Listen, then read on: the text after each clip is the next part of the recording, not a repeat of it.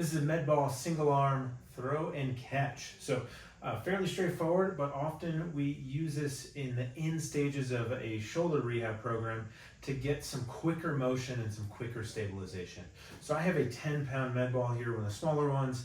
It's fairly soft, and I'm gonna hold that here, and all I'm gonna start with is just a little pass to my other hand. And I am not a great hand-eye coordination ball sports athlete, so you don't have to be, because that's soft. If I drop it, no harm done. And these are not too expensive to get online somewhere, or maybe even in a local Target, Walmart, sporting goods store. So that's where we start.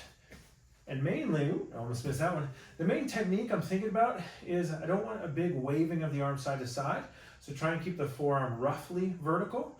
And I don't want the shoulder to jump up towards my ear.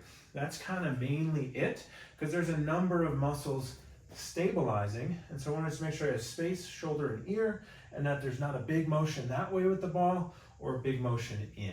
And so this gets some, don't have to be perfect, but get some dynamic stabilization going.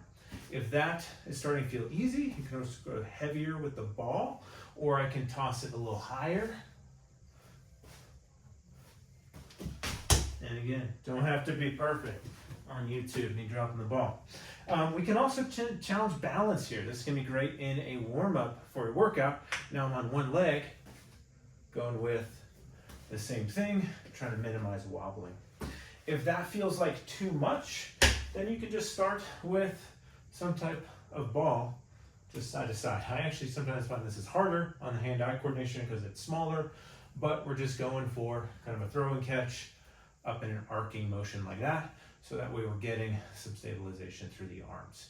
So usually we want to find something where 10 to 15 on each side, so about a minute or so, starts to feel like some fatigue through the shoulder. Give it a shot, should be challenging, kind of fun, but not painful.